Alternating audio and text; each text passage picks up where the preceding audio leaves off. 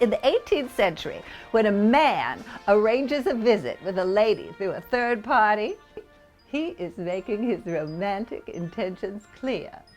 Welcome to this production of Dolley Madison, America's Hostess, another Hatbox Will Travel production. My name is Gay Storm, and I'm happy to introduce this latest addition to my Hatbox repertoire, Dolley Madison. She was the glamorous and vivacious wife of our fourth president, James Madison. The original hostess with the mostest, Dolley managed to spin local affairs to political advantage for several presidents and is credited with rescuing many White House treasures from vandalism and ruin by the British in 1814. Today I'm excited to present this beautiful and determined First Lady as she appears caught in time, forever reliving the moments when she was forced to leave the president's house, concerned only for the safety of her beloved Madison, and determined to save what she could for posterity. Mr. Carroll! Mr. Carroll, I need more wagons, please. Dear sister, my husband left me yesterday to join General Winder.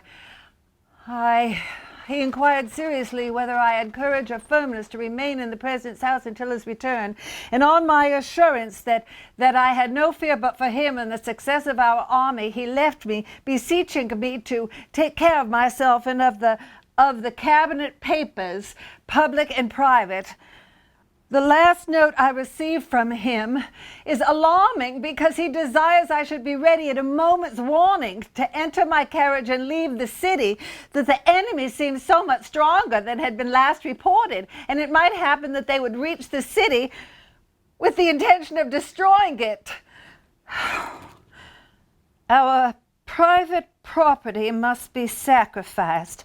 I am determined to go myself until I see Mr. Madison safe, and he can accompany me, as I hear of much hostility towards him. My friends and acquaintances have all left. Since dawn, I've been turning my spyglass in every direction and watching with unwearied anxiety, but all I can see is military wandering in all directions.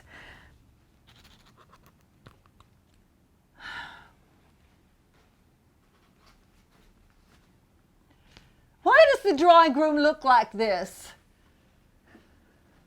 And why is the sitting room blue instead of my favorite yellow? I don't understand. These aren't my red curtains at all.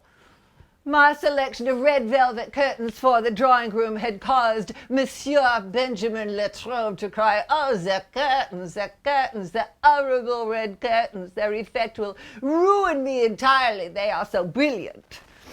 He did not have the same fondness for bold colors that I had. Having been raised a Quaker, I was denied them in my youth. Even before the inauguration, I began to make plans for decorating the president's house. I had grown to love French furniture and French clothes. However, in this case, French furniture was out of the question.